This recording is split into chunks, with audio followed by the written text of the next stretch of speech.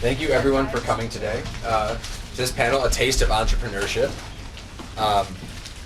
This is going to be the first in what will be a year-long series of panel events put on by the Food Lab and CEO with the goal of promoting food and beverage entrepreneurship here at the school.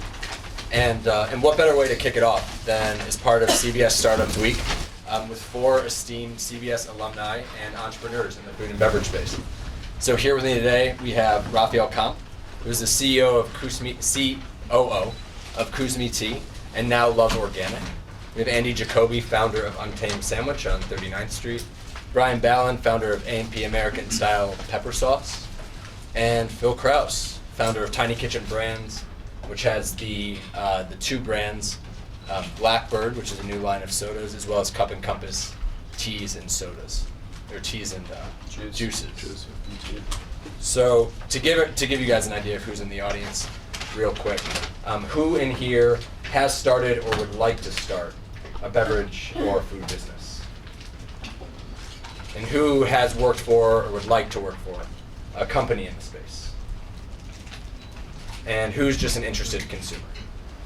Me too. All right, very good. So with that, we'll kick it off. Just to give everyone some context on your ventures, and we'll start with Raphael here. Just quick 30-second pitch on Love Organic. Sure. Thank you for having me here. So I'm Raphael, I'm French, and I started Love Organic 2 years ago in the US. Basically, we found out that there was no premium herbal tea brand on the market, and especially on the US market. So we decided 2 years ago to found a good, premium, organic, healthy herbal tea brand. And that's it. Andy? I'm Andy Jacobi. I'm one of the founders of Untamed Sandwiches. We are a sandwich shop located just south of Bryant Park, 39th, 25th, and 6th. The idea behind Untamed, or the menu, the focus of the menu is braised meat sandwiches made with sustainable ingredients.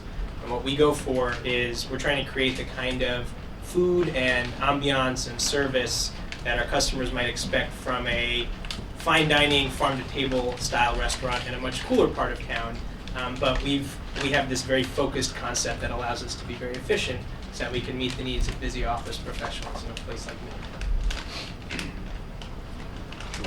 Midtown. Brian Ballan, A&B American Style. You can learn more about us at abamerican.com. There's a lot more there. We're on your Facebooks and your Twitters at AB American Style. This is a sort of prototype new bottle label everything of our original pepper sauce. We make right now 3 flavors of pepper sauce with all fresh ingredients right from the farm right into the bottle, with the idea that we can help Americans make better food decisions and take added and refined sugars out of the American diet.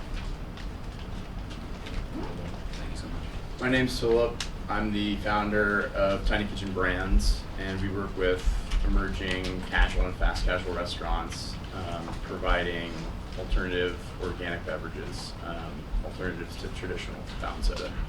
So like Matt said, we have 2 brands.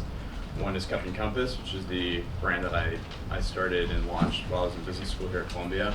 It's a line of organic juices and teas. And we're launching a new brand called Blackbird, which is going to be an organic soda both in 12-ounce ready-to-drink bottles as well as fountain soda later this year, beginning of 2015. So I mean, all these are takes on segments that have been around for a while, but definitely new takes. Brian, when you were looking to create A&B, what were you seeing on the pepper sauce or hot sauce market that told you that this would be a great opportunity? Well, you know, the market itself is relatively small, kind of nice niche segment, but it's growing very, very fast. So that is something that's pretty appealing. I mean, to be very frank, we didn't think very scientifically about it. You know, the background behind the story is myself. You know, I worked at Citigroup through the financial crisis, and I left to become a line cook at Buddakan, specifically because I wanted to learn a ton about food and how to make great flavors. My co-founder Ariel, who's the A of A&B American Style, was just at home making homemade pepper sauces. He brought one over to me one day, and I was absolutely blown away by how good it was. The way that he captured kind of the fresh flavors of chilies, all these fresh ingredients, is different from what we thought anything else on the market. So we spent a couple of years sort of refining the recipe and deciding if we were serious about it. Then we spent the next couple of years starting to get serious about it, and then this year we kind of put our foot on the gas and are definitely getting serious about it. So, you know, we weren't super scientific about it to begin with, but we spent all that time really refining what we believe in and what we think is important. So right now we make these pepper sauces, but you know, longer term we see a big opportunity around the grocery store and around food service to take unnecessary added sugars and artificial preservatives really just out of the products that they don't need to be.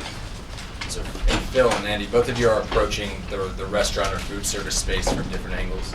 I mean, you know, taking it back a year or so ago, I mean, what were you seeing that really spoke to the opportunity that you guys are capitalizing on? Either one of you.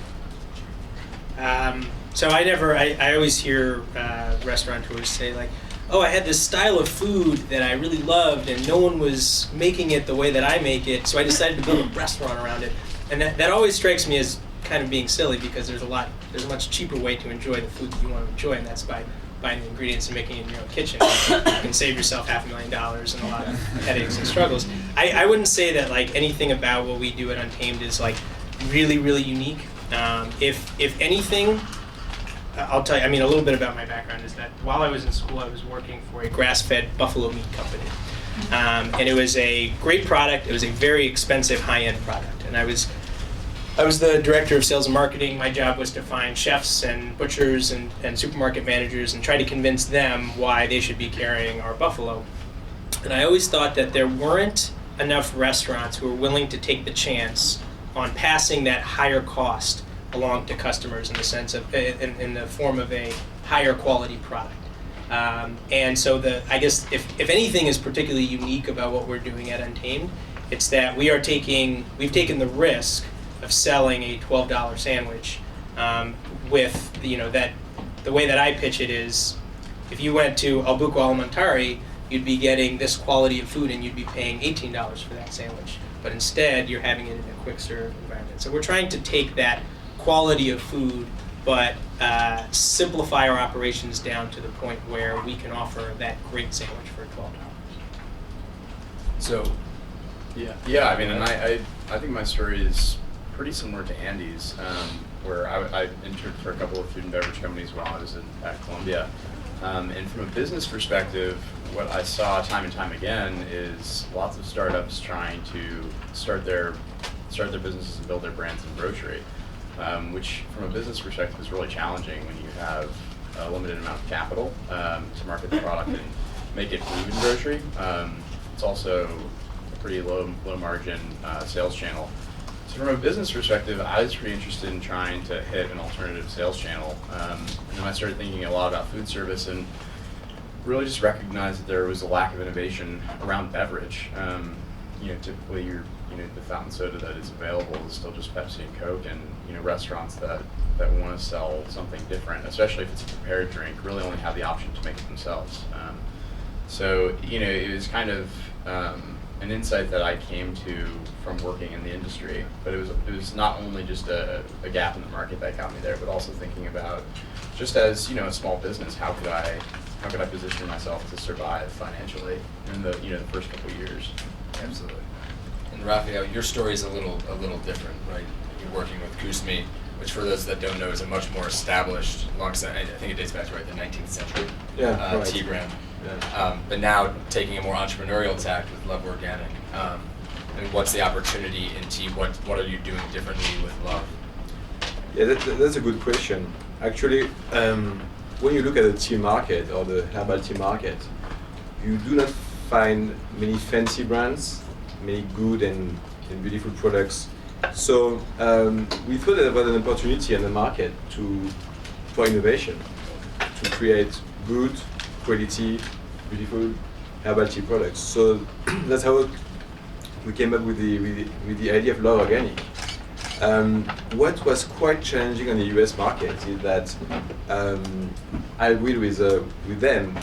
Food service could be an easier way to get into the market than groceries, but there is so much competition on the tea market or on the herbal tea market that we decided to go towards groceries and supermarkets. So our first customers in the US was a chain of supermarkets in Texas called Central Market, and ultimately the goal with Love Organic is to be at Whole Foods. So that's our strategy. Yeah. And so, just calling out a difference in two approaches, right? Phil, going the more food service and B2B route versus this, which is going the consumer route through grocery. I mean, Phil, what would you say is made the growth or entry easier about going after food service? Well, so, and if I've met any of you guys, and I do recognize a couple of faces, the one thing that I always say about it is actually like getting into the market. It's a lot in ways if you have, assuming that you have a great product, which is table stakes in this industry. Assuming that you have a good product, getting into grocery stores isn't impossible, right? I mean, grocery store owners, people who are working at grocery stores, they're retailers. They're looking for new brands that are going to, increase and diversify what they're able to offer. Getting in isn't the challenge; it's staying in that's the challenge, and it's expensive. Whereas in restaurants, it's the opposite, right? The sales cycle is really long. Restaurant owners are operators, and once they set up their store, most of them don't want to change their assortment. They want to just focus on, opening new stores, and also typically focusing on food costs rather than beverage. For me, it's been, the challenge has been getting in, but now that we're in, it's a good business. I think that the thing that I didn't recognize was just how long the sales cycle is. So, to answer your question, it's actually harder to get in with food service, but once you're in, it's a business that you don't have to spend as much to market once you're in those stores, because it's really on the restaurant operator to market the product. Absolutely. You said something too that maybe we've gone past a little bit, but want to bring back to that, which is this notion of quality and making a great product. How do you know that you had a great product when you were prototyping? How did you? Here at Columbia Business School, it's all about the lean startup and staying lean, but in food there are costs. Andy is starting a restaurant. How did you prototype it? How did you know that you had something good? You want to start? On quality? Yeah, or you want me to? With retail, there's really no way to do it cheaply. Like people, when we were first looking for spaces, so I graduated in whatever it was, May of 2012, and we started looking. We didn't really decide okay, we're gonna go full bore at this until I was close to graduating. My partner is a chef. And he was a customer of mine when I was at the Buffalo Meat Company. We talked about this idea of taking a style of cuisine that is really up his alley and turning it into this concept. We didn't really go at it until I was close to graduating. We started looking for real estate in August of 2012. We didn't end up signing a lease until May of 2013. Took us a long time. And during that whole time, there were a lot of frustrations around why I can't find the right store and are we going about this the right way. And a lot of people would say oh well, why are you about to make this huge capital outlay and build out a retail store? Why not start a food truck, or why not? And there are different, there are some leaner ways of starting restaurants these days, especially with all the different pop-up markets, and there are some opportunities, but I think what my feeling was, and this probably goes against the conventional wisdom of lean startups, but that food quality was the most important thing. And we have very specialized pieces of equipment that allow us to do what we do on 39th Street. And I didn't feel like we could easily do that and manage quality as well as we have if we were bouncing from commercial kitchen to commercial kitchen and making use of different pieces of equipment. So we were not lean. We went straight at it and built out a store. And now we're thinking about how do we take what we've built on 39th Street and leverage it across satellite stores where we're still doing all of the prep on 39th Street. Definitely want to. I'm just curious to hear from the group. How you got started. What were those first steps in creating the product, validating the opportunity? Anyone? I'll tell my story. We were probably about as lean as you can be. I started it while I was working as a cook, and we spent a little bit of time sort of designing the product, figuring out the brand. I mean, all that stuff sort of came from us. We didn't hire anybody outside. So altogether, I think branding work with designers and something was $500. You know, the thing is we had a very clear vision of what the brand should look like and what it stood for and what the voice was. So that made it really easy to get, you know, to work with designers very quickly and efficiently. As for product flavors, you know, we could make a quart of sauce at home, and we did. We did that a lot of different times, and we had a notebook full of recipes that we're going back to now as we think about expanding. And you know, we sort of started with our favorites and refined them until we got them to the point. We initially thought the idea was to have 2 products that we launched with in 2 sizes each, and then to go even leaner, we like cut it back to 1. And we said, all right, well, we'll sell this 1 product in a size that's probably too big at a price that's probably too high. And it sold, and we said, okay, well, we can do all the other things now afterwards, and so we sort of layered all those things on top of it. Raphael, what does the starting process look like when you're coming from an established base? Yeah, so I don't think my experience is the linear experience in the business, because I had a chance when I moved here 2 years ago to be funded by a bigger company. So I didn't have to cut in terms of product development or market research. So I kind of spent a lot of money at the beginning to try to understand the American consumer. I would say that was my starting point, to try to understand the market and see if there was some room for a different organic tea product. And so how did you determine that there was? I mean, what were you hearing? We made some market studies, so basic marketing studies that you can do at Columbia Business School. We went to the supermarket, to the groceries, interviewed people, and we did a quantitative research about the market. That's how we proceed at the beginning. And then in terms of product development, we looked at the competition. We looked at what we did before with Crouse, and we decided with which flavors we should enter the tea market. And what was interesting that at the beginning we had the idea to launch both tea and herbal tea products on the market. And then the main investor, Crouse, said, okay, you are going too far, you cannot go into the tea market with so many products. So finally we decided to only enter the market with herbal tea products, decaf, mostly decaf products, because American consumers like to drink decaf tea and decaf infusion. So that was the start. So you spoke of the influence a little bit of one investor. I guess one tact would be to launch within an established beverage group in the same space.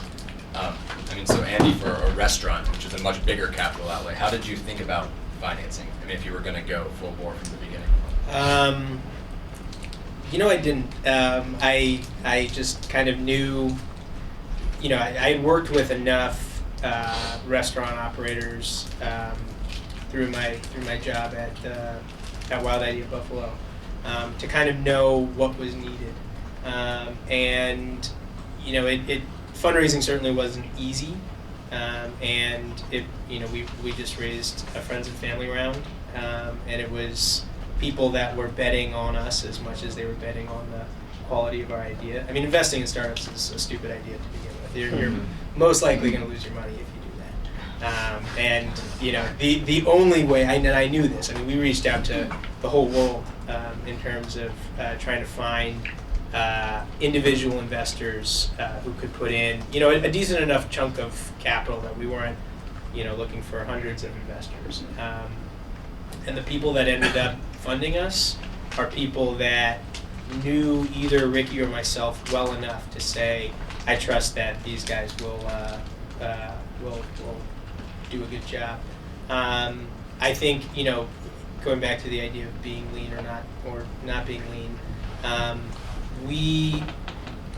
I didn't really think about. I knew that it was going to be hard to raise capital, but we just kind of went for it, and by the time we didn't stop until we got to the number that we needed, where we knew that we'd be safe in terms of capital, and that was kind of my approach. Like anything with entrepreneurship, I think you have to kind of you know,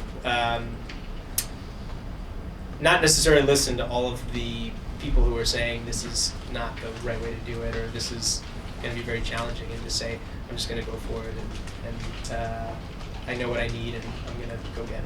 So. I mean, anything to add on the fundraising? I mean, I know that's a big topic of conversation here is, have this great idea, but who's going to pay for it? I'd say for us, at least from the beginning, it was kind of, I think like Andy, it was really very much a side project when we started, and the traction that we got, sort of encouraged us to keep pushing harder. But I would say, one of the things that we looked at was just all the other people who have managed to be successful, and the fact that they exist proves that it's possible. And so, like, as long as you're watching the right things as you go, you should be able to adjust course. I mean, for us, maybe it's a little different because we don't have a store that if you put it in the wrong place, you're in much worse shape. But I mean, for us, it's like, we can adjust things as we go to make sure that we're managing everything the right way and directing sales at channels that are most efficient and everything like that. So, we just sort of looked and said, it can be done, therefore we are able to do it. And we took that leap of faith, and it's been a ride ever since. So what are investors looking to see? I mean, when you're going to, you have an idea, maybe a little bit of traction, which is a big word, but I mean, what does that mean in practical terms? Yeah, I mean, for packaged food and beverage, it's pretty straightforward, right? I mean, once you have like this next big explosive idea, you really need $1 million run rate to have a conversation with a larger angel investor or institutional investor. And even then, I mean, it's still pretty challenging versus technology. And I mean, certainly when I was in business school, it was mostly about tech, when you would take a entrepreneurship course or venture cap course, it was really mostly about tech investing. Food and beverage investing is just totally different. In order to get to $1 million, you're going to be relying on friends and family.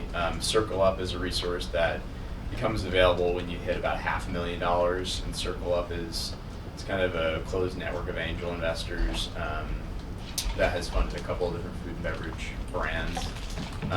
But yeah, I mean, I would say if you have historical sales of $500K, then Circle Up is an option. Once you get to the $1 million, you can talk to larger angel networks and potentially some very early stage venture cap companies that are in food and beverage. There are very few of them, but there are some. And then anything below that, you're relying on friends and family. We use convertible debt as a way to raise financing at the very beginning. I think Brian, you did as well, right? So, I mean, convertible debt, I think, is a good option, something that has become fashionable in startup, mostly in technology. It applies like a little bit differently in food and beverage, but it's a great way to kind of kick the can down the road on valuing your company early, so that you can get a better valuation on it. And so when approaching friends and family with an idea like this, I mean, is there anything that you learned to do, not to do, a way to couch it? I mean, just stories of raising from friends and family, because it can obviously be emotional and you're putting, to an extent, maybe relationships at risk. Yeah, I mean, I think you need to be very honest. It's really difficult, and I think that you need to be honest that there's a chance that things aren't going to work out. I think two things that are helpful that I've learned, at least from my experience. Number one, it helps you if you have a product that's in the market and you have customers who want to buy it, right? So whether that's you're literally in 3 grocery stores or you're in 1 restaurant, but your product is selling and you can taste that product with potential investors, their family and friends, whoever, that's critical. I mean, you need a product in the market, I think, to have any credibility with a potential investor. I think the other thing is make it really easy for people to understand. You guys are all in business school, and when I started raising money, I was in business school as well. So I learned about convertible debt, through a couple of different classes, so I understood it really well. When I went to go and raise money, even friends of mine who aren't in finance, they didn't totally understand. Even if I just described it very easily for them, they didn't totally understand how it works. And I don't know if you guys all know how it works, but typically there's a valuation cap on your convertible debt note, which can help kind of set the threshold of what the investor will expect to get in terms of percentage. And that's really what most of people want to know. What percentage of this company am I going to own? With convertible convertible debt kind of gets a little tricky because it's all about how what the company's valued at in the future. But if you can say, listen, at the minimum, this is what you're going to own of the company, I think that is something that's pretty helpful for people to hear. So the two things that I would suggest is, one, have a product in the market. Two, provide very easy to understand what the investor is going to get for their money, and then the third one would just be be honest about the risk. Absolutely. And in terms of, Raphael, just because picking on you a little bit because Crouse is such a larger company and probably has elements of starting Love Organic that may be more professional. I'm curious, what metrics are you guys looking at when it comes to charting and measuring the success or traction in the early days of growth? What are you sharing with your investors back at Crouse? I think it's pretty similar to what he just said. So Love Organic is really an entrepreneurial project within the group, So the main investor is looking at the same feedback and same return. I would say that the main metric at the beginning was management and a vision of the product of the company. So that's what is very important. So investors are not just looking for the next best idea or how you're gonna execute this idea, but they are also looking at who's doing it and how. And do you really have a vision of that product or that company, and how can you succeed in that? So that's the first matrix. And then, in terms of financing, with Crouse and Love Organic, we also use convertible debt. So we've been through that with a fund in France, and so that was easier because it was only one guy who puts money, one fund put money in the company. But that's a very good option to be financed. Very good. So when you look at, you spoke a little bit about looking at the opportunity and really painting what the product portfolio could look like. When you look at companies that have done that well, when you're starting a new team, is there anyone that you're looking up to, being like, oh, well, they're doing a really good job? Yeah, on the tea market in the US, there's a company called Republic of Tea, and they've been on the market for maybe 15, 20 years, and they're doing a great job by being sold in the supermarkets and in the high-end grocery store. So yeah, we definitely looked at this competition before coming in. And Andy, who in the restaurant space are you looking up to? There's a lot of companies that we look up to. I think,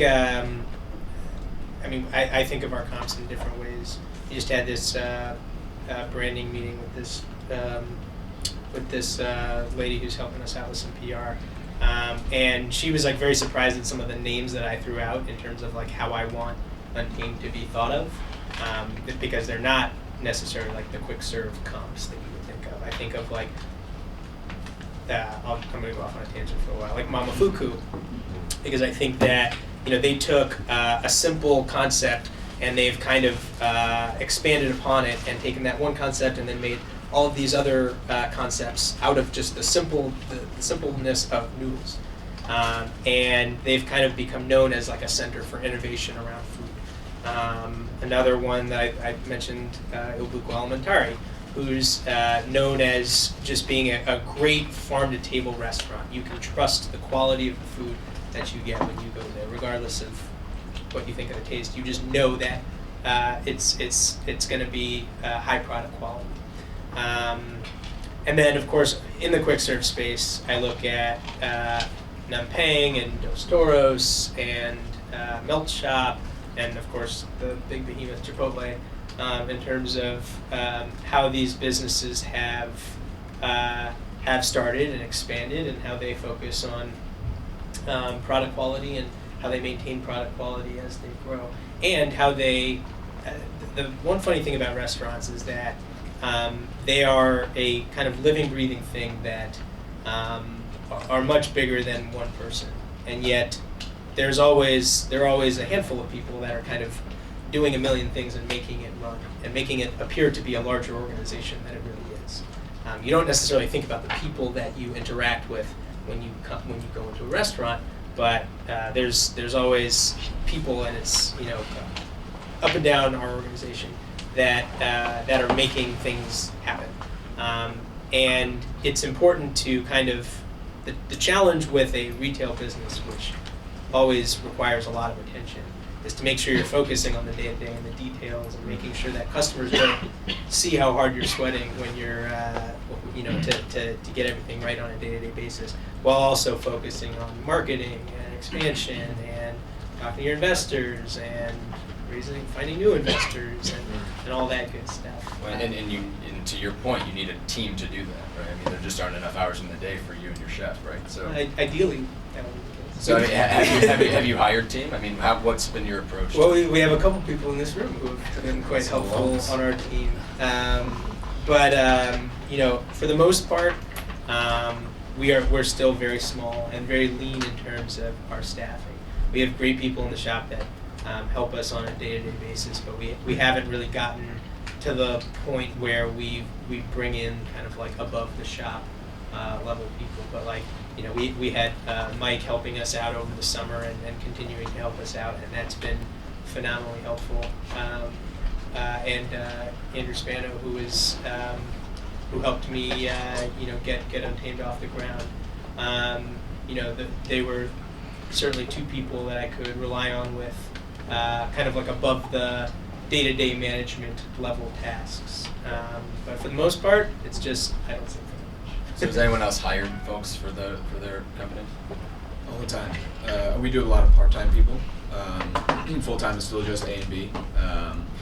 But I would say hiring people for the stuff that we want to do it's hard, it's challenging. I mean, they're not super high-paid jobs and they're not necessarily regular time. So, I would love to be able to hire somebody for 40 hours a week, but I don't necessarily have those hours, and frankly, the hours aren't going to be, it's evenings and weekends, so it's also like sort of a challenging thing.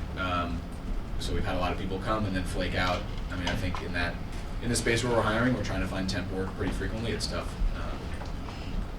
Oh, you're nodding like you agree. So what's been your experience? Yeah, I mean, I've hired people and have had a mixture of success and failure. I think that when you're really small, I think the two biggest things are cultural fit and ability to flex and to do a lot of different things. I think that if you find somebody who ultimately you don't love working with, it's going to be pretty hard to bear that person 45, 50 hours a week. And I think if you hire a functional expert and they're unwilling to adapt as the business changes, you're going to have a hard conversation, probably within 6 to 12 months. So I think those are the two biggest things I would really focus on when you're small, is finding somebody that you enjoy working with and finding somebody who's willing to, not only willing, but is really excited, honestly, to be working cross-functionally. Raphael, anything to? I mean, presumably you've had some leeway to bring people onto the team. Yes, but I agree with Phil. It's the most difficult part, maybe the cultural fit, especially when you're French in New York. So finding the right people, the right American people to work with. So that's why very quickly we finally just hired French people around us. It was much easier. But actually, we are also a very small team. We are 5 people, so half of them are American, half of them are French. And I'm currently looking to hire someone part-time. I'm looking for MBA students to work on a new project. So could be full-time very fast, but at the beginning it's gonna be a very interesting project. So yeah, finding the right people is definitely key. I agree. I mean, so any strategies to assess fit? I mean, to figure that out sooner rather than later? I mean, my recommendation is have whoever you're considering work with you for 2 months, for 6 weeks. And I know it's challenging when you're trying to hire somebody away from a job, but if that person's really serious and excited about what you're doing, then you'll be able to figure out a way to assess them. And honestly, I think the other thing is, when you're starting a company, you tie all this hope up into everything working out, right? And it's like, the business is going to work out, and we'll figure out the financing, and we'll figure out the right customer set, and we'll also figure out the right team. And everybody who comes on board is going to be a great fit, and it's all going to work out, and that just isn't how it happens. And I think you need to recognize that you're going to hire people and it's just not going to work out. And I think you need to be honest with people that you hire on and say, listen, like, really excited about you. I think that you're going to be a great fit, but let's continue to talk and see how this works out. I mean, it might not work out for you, it might not work out for the company, but let's just make sure that we're kind of moving in the right direction for all parties. So, I mean, in terms of the cultural fit question, I would definitely see if there's a way that you can work at least part-time with the person for a period of time, just to get a sense of, what it's like to work with them. Sure. And those comments actually segue nicely into what I'll call like the reflective portion of today's panel. So starting with Phil, curious, what is the best thing you think you've done? What's the best decision you've made that's helped propel your business? And then what's the biggest mistake you've made? Or what would you have done differently? Yeah, I mean, it's really tough, right? I mean, because a lot of that stuff you can only truly tell in hindsight. But in listening to the stories of how the other folks on the panel have founded their company, like ours is a little bit different, right? So, Brian had a pretty specific product idea and has been able to, really bootstrap with a little cash getting that specific product out. Andy, he's not like you have a ton of capital, but you went for it with the restaurant, which is more capital intensive. And then, I'm sorry, what's your name? Raphael is doing it with capital, but really sussed out the market before launching the product. So for us, like I had a pretty specific idea of a pain in the market around beverage and food service and the lack of innovation there. But I didn't necessarily know what the product portfolio was going to look like. So rather than kind of getting this one product set together and then like being totally confident that was going to be the product set moving forward, we've been very fluid and we've really evolved and flexed to meet the needs of the customers that we've acquired, and we've changed our product set pretty significantly. And that's a story for another day, but I think that is probably one of our greatest strengths is our ability to both build trust with our customers, collect that market information, and then build a product set that is like truly meets the needs of our customers. So that's it's worked well in terms of growing our business and also getting a great set of customers. But it's a big challenge. Operationally, it's a huge challenge, and I think it's slowed us in terms of our ability to accelerate because we're constantly evolving what we're doing. We're constantly changing our products. It requires investment. It requires time. So I think it's ultimately going to be hugely beneficial, and it's going to be our kind of one of the great success factors for us will have been this flexibility early on, but it's been something that's been very challenging as well. So Brian, you did well. Start with the positive. Yeah, I mean, so we bootstrapped for a while. That meant during school, during whatever other jobs we had, going to the commercial kitchen on nights and weekends, burning ourselves, learning all the stuff, the ins and outs. We learned a lot about food science, a lot about recipe development, a lot about sales and marketing and branding. All really great things to have learned about. And I think that's something that's informed our sort of approach and helps us sort of believe that we can continue to evolve the product portfolio as we grow. The one thing I think that I would, if we were doing it over and starting from scratch, what I would do for sure is I would bring people on in person. I would bring on somebody who knew what they were doing a little bit sooner. So we fancy ourselves as smart guys, but obviously like coming completely from the outside of this industry. So little things that you don't know can be a big difference. So even just when you're at a trade show talking to somebody, they're going to ask you some questions, and you might not know what the real question they're asking is, right? So it took us probably a year to figure that out, and once we figured it out, we've grown pretty substantially, and this is our first full-time year, and we expect to do that again next year. So there's now we're on to kind of the next set of challenges of things that we don't understand, and we keep just sort of learning it in like a stepwise manner. That with our next fundraise, what we hope to do with it is bring on somebody who has experience, get somebody on our advisory board who has experience, who's done it before, and can help us stop making these sort of silly mistakes that are wasting our time. And so for you, just to push on that for a second, is CPG, that person with experience, is that a marketing and branding person? Is that a operations person? So because we've done sort of everything all the way through, it could be any of those things, right? So it's all about, for us as a team, adding more leverage to us at the top. And so it's somebody who knows one function very, very well, just sort of giving them that function and obviously hoping that they're the right person and are committed to us and what we're doing.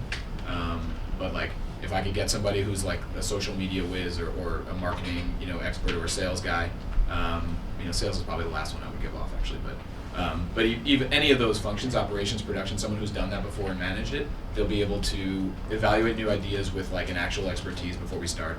They'll have the network of connections and people to just call up and ask those questions, which we're starting to build ourselves, but those connections are definitely not as deep as somebody who has experience. Even just like 2 or 3 years at PepsiCo, for example, would be somebody who could actually add a lot of value to us right now. Very good. I think that's an excellent point that you make, Brian. That I think people talk about, like what Philip was saying before, that like you want what I always refer to as athletes, people that are willing to just kind of like get it done and have a good attitude and don't necessarily or never say that's not my job, but also kind of never think of it as like, is that my job or am I better at this?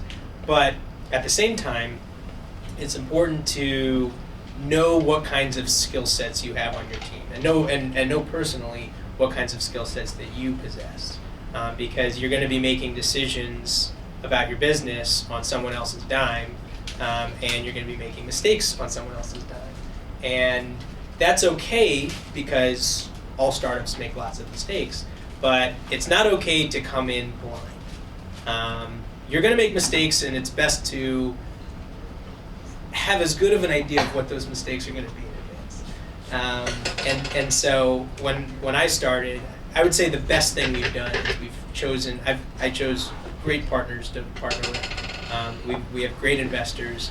The hiring that we've done has for the most part worked out quite well. So like my partner is a chef, and he is very, he's an intense guy. He's very focused on food quality.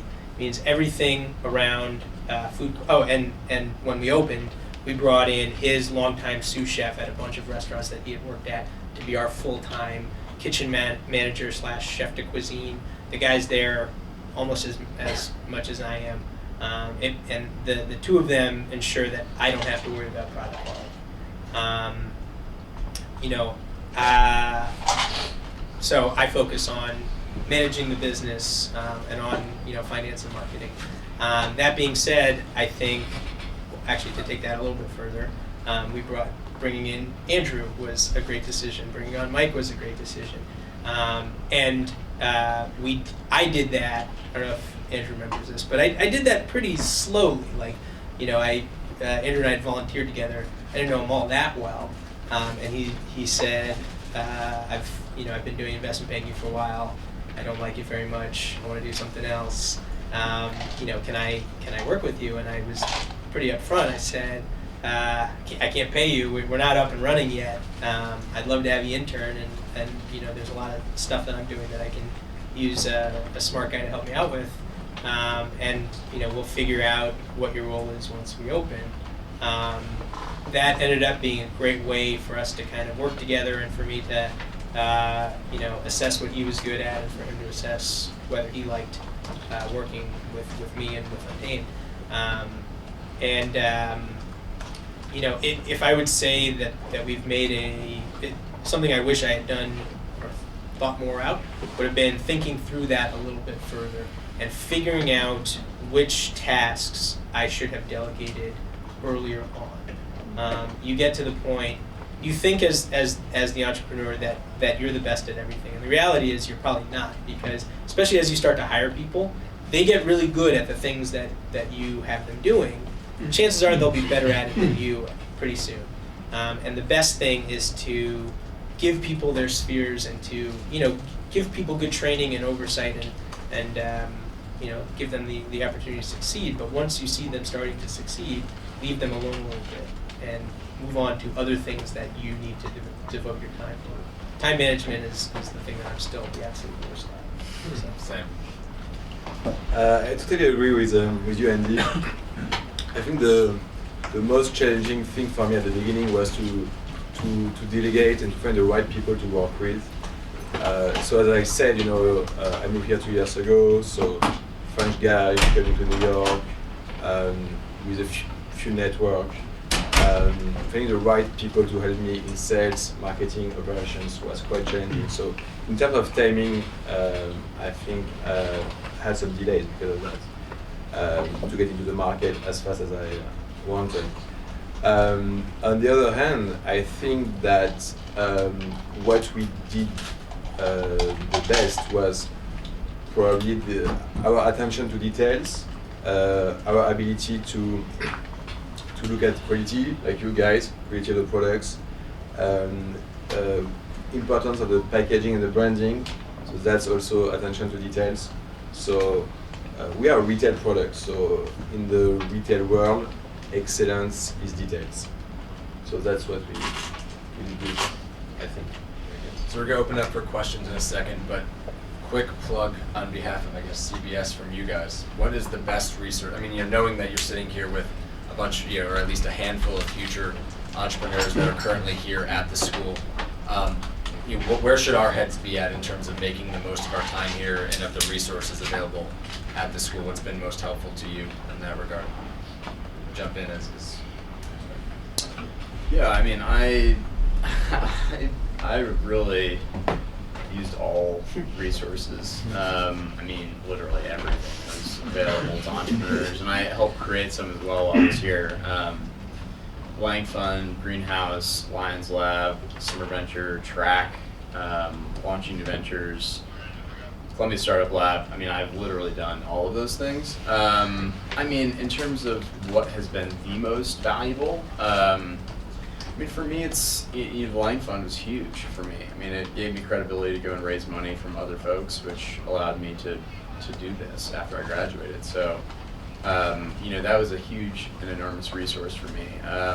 But, I think the other piece that's been really vital has been the network, which I developed throughout all of those classes, relationships with other folks who are in the school, and then ultimately the startup lab afterwards, having a space to go for a year and work with other people, to not just feel like I was doing this by myself, but to have a community of people supporting was huge. So I think those two things were the biggest for me.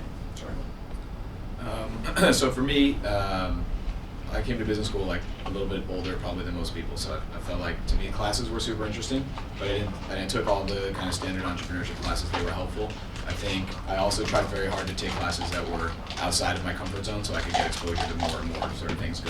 I took business school to go kind of broad and shallow rather than narrow and deep, right? And that's been helpful as I have to be kind of an all-around player at the company. But the most important thing for me was the community here of both students, alumni, and professors. So students being around sort of somebody to bounce your ideas off all the time, places to present the idea. Obviously, if you are a fan of lean methodology, it's get out in front of people as quickly as you can, as often as you can. So getting feedback from people is really important. I think, if I hadn't been so supported here, I probably wouldn't have had the belief that we could go out and make this a real thing. And we got very confident in ourselves while I was here. So, I feel good about that. We've managed to deliver on everything we said we would deliver on. The network of alumni is one that I would say I wish I took more advantage of while I was in school. It's something I've done a lot of since graduating. But anybody who's in an area or tangentially related to the area that you were in, find out about them and get in contact with them. They're fantastic. Even like a half-hour conversation of them just completely tearing your idea apart is probably the most valuable thing you're going to get, because it's going to help you refocus and make sure you can, number one, they've all probably raised money or have invested in companies like this, so they're going to tell you what's wrong with either your pitch or your actual business, and in either way you need to fix it. So I would say, obviously present your idea to all the students. That's like a very low risk thing to do, and if it's not low risk, then you're not cut out for the real world afterwards. And get in front of entrepreneurs, a little bit higher risk, but also the most valuable thing, I would say. And professors sort of also land in that, by the way. They're super duper smart. I know that they are up here on 116th Street and maybe haven't been in the trenches as recently, but they obviously are very, very smart, know a lot of people, have seen a lot of businesses. Definitely ask their advice on anything you're doing. I still look back at old case studies, if that's silly to say, but I found that stuff really interesting as well. Along the lines of asking for feedback and getting ripped to shreds, the thing that I brought today was our jerky, which is our newest creation. We started making it in-house about a month ago, and actually this batch is a slightly different technique, so I'd be curious. I think my personal, actually I won't say what I think of it, but I'd love any feedback that you guys have on it. I mean, these guys, Philip and I graduated the same year, and I always looked at Philip and was like, that guy knows how to like take advantage of resources. Took advantage of like everything there was here, and I'd like, I don't know, be off in my own world and whatever. But one resource that I think is kind of underappreciated here is called the Entrepreneurial Sounding Board.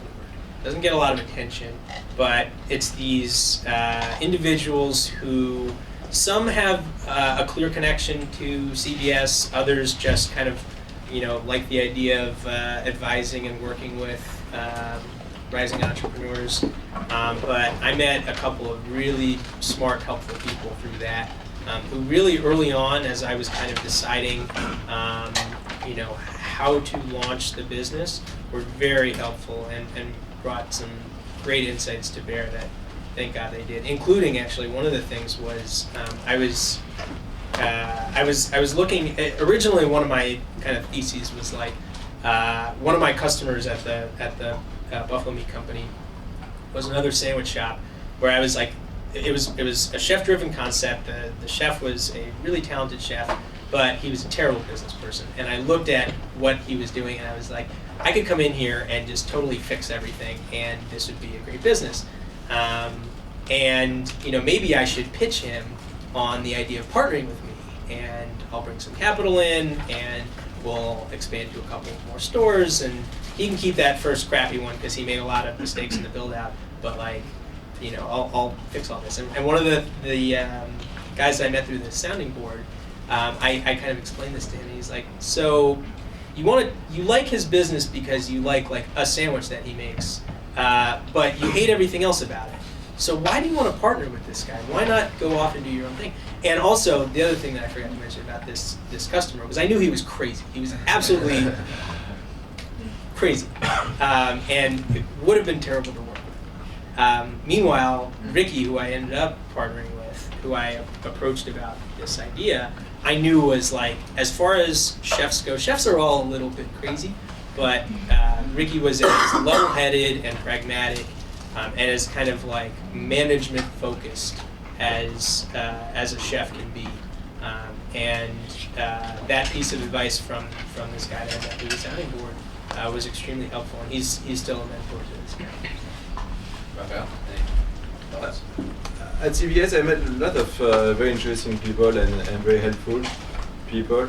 I would say that first, I met my first customer here, which was someone working at Zebar's, the grocery store on the Upper West Side.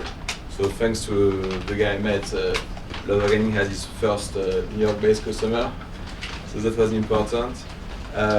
Also, I use all the marketing classes and marketing resources at CBS.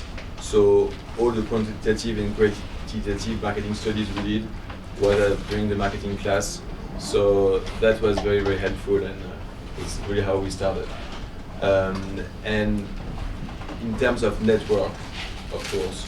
So as I said, finding new customers, meeting people, being helped by professors, submitting my strategy and my ideas to the professors, and constantly being challenged, also being challenged by the classmates, talking about the ideas, and so that was really helpful. With that, thank you all very much for coming. Thank you to the Lang Center for helping us put all this together. Yeah, thank you. Have a great day, everyone. Thank you.